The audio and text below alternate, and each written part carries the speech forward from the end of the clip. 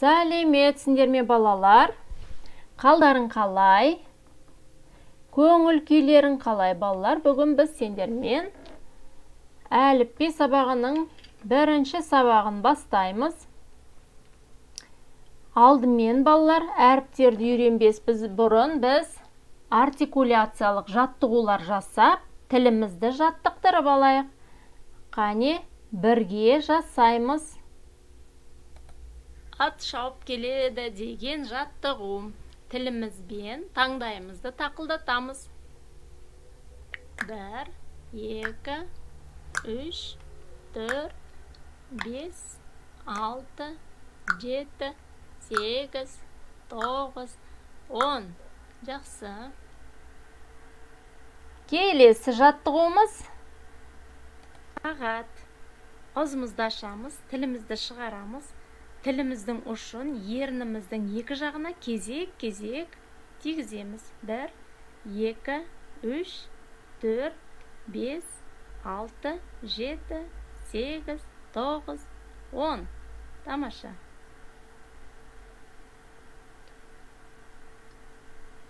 Келесі жаттығуымыз әткеншек жаттығуын көрсетейік. Аузымызды ашамыз. Тілімізді шығарамыз. Тіліміздің ұшын жоғары және төмен қозғалтамыз. Қане? Жоғары, төмен. 1, 2, 3, 4, 5, 6, 7, 8, 9, 10. Тамаша. Тамаша балалар. Бұл жаттығуларды күніне 2-3 рет қайталап жаттығып жүріңдер, жасап. Сонда біз сөздерді, әріптерді дұрыс айтатын боламыз. Ал енді біз бүгін алғашқы сабағымызды бастайын деп отырмыз. Алдымен дыбыс және әріп дегеніміз не? Дыбыс дегеніміз не? Әріп дегеніміз не екен? Дыбыстарды біз естиміз және айтамыз. Ал әріпті біз көреміз және жазамыз. Алдымен А дыбысын. Міне, А дыбысы біз естиміз. Қане қайталайықшы. А дегенде біз не естедік? Біз дыбысты құлағымызбен естідік. Және айттық. Аузымызбен айтамыз. А балалар, дауысты дыбыс. Өйткені өкпеден кедергісіз шығады екен. Өлең айтуға болады. Деп айта берсек те, ешқандай кедергіге ұшырамайды екен. Сондықтан бұны қызыл бояумен бояймыз. Бұл дауысты дыбыс. Естеріңде сақтаңдар. Ал енді балалар, А дыбысынан басталатын сөздерді бірге қайталайық. А әріпі. Аққу. Аққу.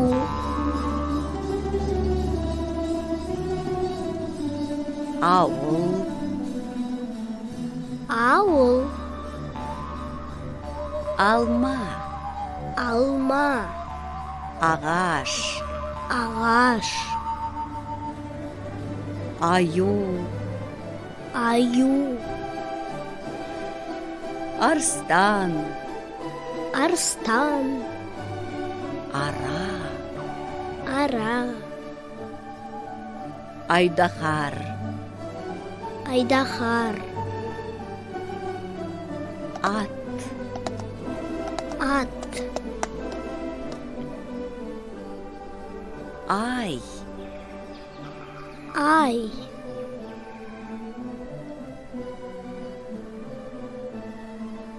Айгүл.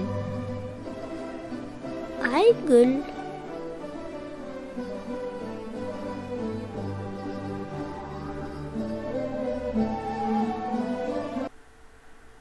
Тамаша балалар. Енді біз дыбыстық талдау жасаймыз.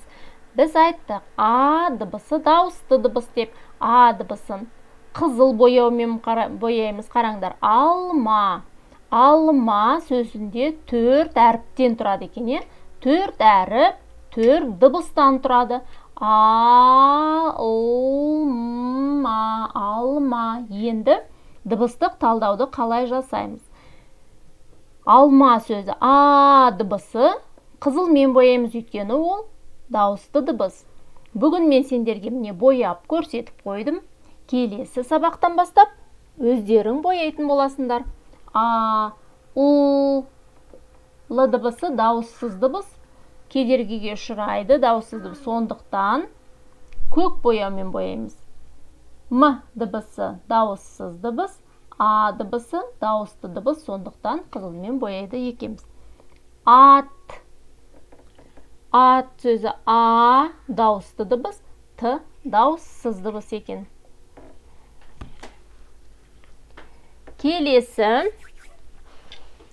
Келесі алма деген өлеңді жаттаймыз. Мен алмамын, алмамын. Таңдай татар бал дәмім. Мына тәтті бал дәмді өздеріңе арнадым. Қане бір рет қайталап көрейікші. Мен алмамын, алмамын. Таңдай татар бал дәмім.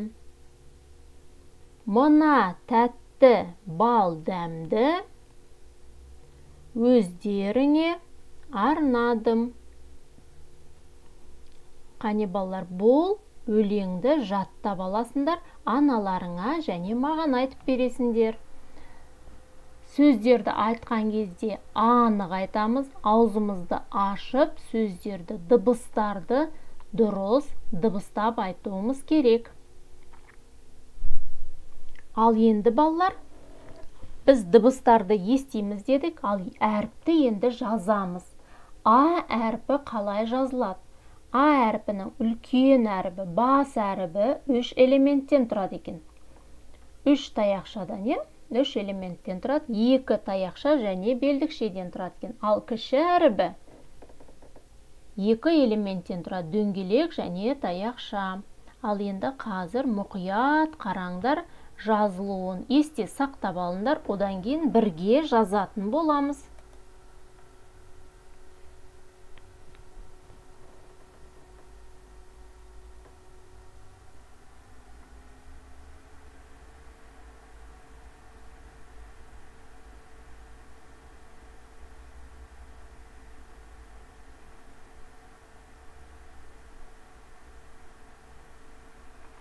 Төменнен жоғары қарай жүреміз балалар.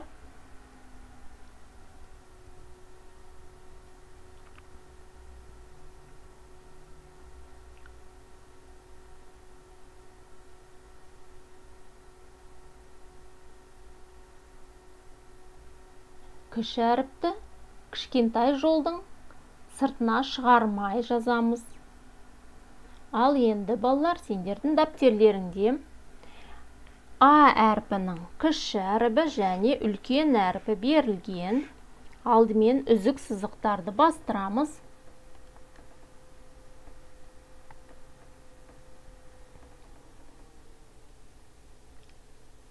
Кішкентай жолдан үстіне астына асырып жібермейміз. Осы кішкентай жолдың ішінде жазамыз. Алдымен дөңгелек. Одан мына таяқшамызды үстіңгі сызыққа тигіземізді, қайта доғал жасап оңға қарай бұрамыз. Қане өзіміз жазып көрейік. Дөңгелек, таяқша. Тағы да.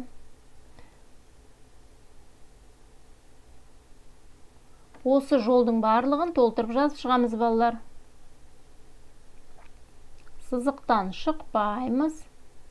Балалар, менікі мұны компьютер болған соң ыңғайсыз болып тұр. Сендер бірден әдемі жазасыңдар. Ал енді үлкен әріпті астыңғы жолдан бастаймыз. Балалар, астынан үстіне қарай көтереміз. Сендер кейбір балалар міне үстінен жоғары қарай, үстінен астыға жазады. Ол дұрыс емес. Міне А әріпі астыңғы сызықтан сәл жоғары доғал жасап оңға қарай көлбеу таяқша, қолымызды үзбей келесі таяқшамыз, одан астыңғы жолға жете бергенде оңға бұрыламыз, тоқтаймыз. белбеушесін сызамыз. Енді өзіміз жазып көрейік. Мұқият қарап алыңдар, алдымен астыңғы сызықтан жоғары көтереміз. Қолымызды үзбей түсіреміз. Белбеушесі. Тағы да.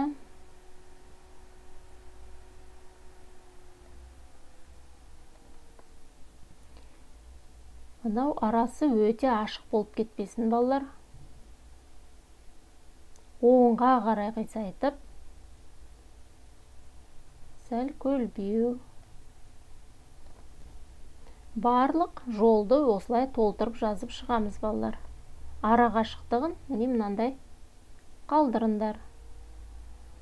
Өте жиі бірінің қасына бірін жазып қоймаймыз, балалар. Ара қашықтықты сақтаймыз. Толтырып жазып шығамыз енді.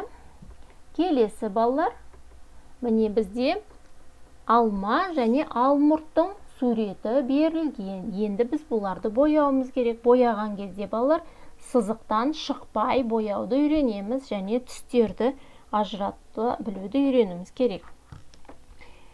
Алма мен алмұрттың жапырақтары қандай болады, балалар, піскен кезде?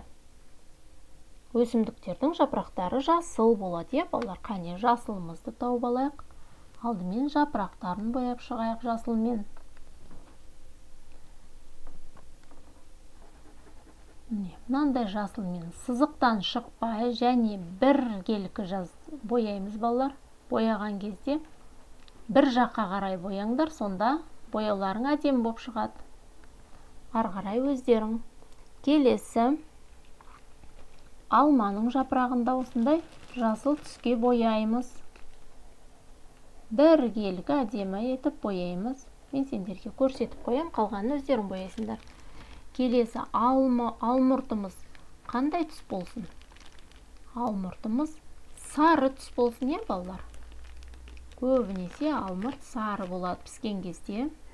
Мынандай сары тұнау, сары түс. Сарыға бояймыз. Ал алмамыз қандай болсын?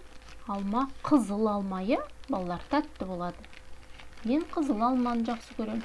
Алма және сары да болады, жасыл да болады. Ал мен қызылға бояп жатырмын. Біркелкі қып қызылмен бояп шығыңдар.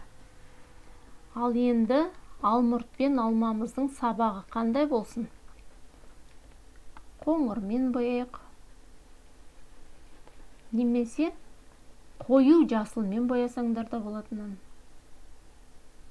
Мен қоңырмен боядым. Өйткені алманың піскен кезде сабағы қоңыр болып кетеді. Ал жақсы, балалар, сендер әдемілеп бояғанша мен сендерге қазір ертегі қосып беремін. Ертегіні тыңдап отырып боясаңдар болады. Ертегіміздің аты Мақтағыз бен мысық деп аталады. Бұл ертегіні барлықтарың естіген боларсыңдар. Тағы да есімізге түсіреміз. Естімеген болсақ, тыңдайық. Баяғыда мақтағыз болыпты. Мақтағыз үйін жинап жүріп, бір мейіз тауып алады да, мысықты шақырады. Мысық келмейді. Қыз келмесең келме деп, мейізді өзі жеп қояды екен. Жеп болған соң мысық келіп, неге шақырдым деп сұрайды. Мақтағыз айтпайды. Сонан соң мысық, ендеше қаттығыңды төгемін дейді. Мақтағыз, мен құйрығыңды кесіп аламын дейді. Мысық қатықты төгеді. Ал мақтағыз болса, мысықтың құйрығын кесіп алады.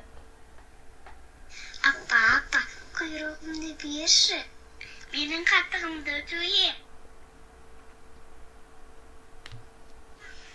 Сиыр, маған қатық берші. Менің қарным ашып тұр, маған жапырақ әкеліп берші.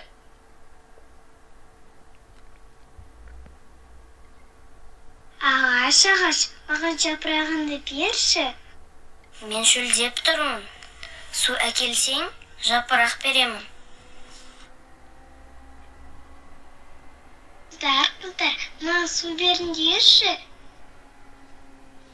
Бізге сағыз әкеліп берсең, біз саған су береміз.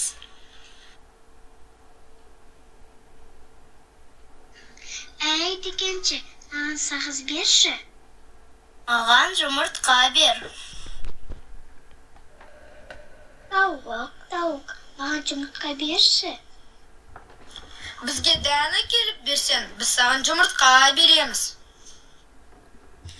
Мысық енді не қыламын деп бара жатса, бір үн қазып жатқан тышқанды көреді.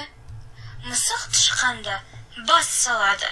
Жаныңның барында айт, үйіңде не бар, дейді. Үйімде бір табақтары бар.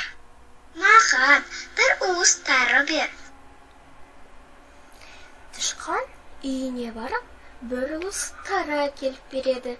Мысық тарыны апарып, тауыққа береді. Тауық жұмыртқа береді. Жұмыртқаны апарып, дүкеншіге береді. Дүкенші сағыз береді. Сағызды апарып, қыздарға береді. Қыздар су береді. Суды апарып, ағашқа береді. Ағаш жапырақ береді. Жапырақты апарып, сиырға береді. Сиыр қатық береді. Қатықты апарып, мақтағызға береді. Ал мақтағыз болса, мысықтың құйрығын қайтарады. Тамаша, балалар. Балалар, ертегі сендерге ұнады ма? Мақтағыз бен мысық ертегісінде қандай кейіпкерлер болды? Қане айтыңдаршы. Қандай кейіпкерлер болды? Мақтағыз болды, мысық болды. Тағы да қандай кейіпкерлер болды? Сиыр, ағаш, қыздар, дүкенші, тауық, тышқан деген кейіпкерлер болды, балалар. Бұл ертегіні бірнеше рет көріп, балалар, аналарың айтып беріңдер, және маған айтып бересіңдер. Бүгінгі сабағымыз аяқталды. Келесі кездескенше сау болыңдар, балалар.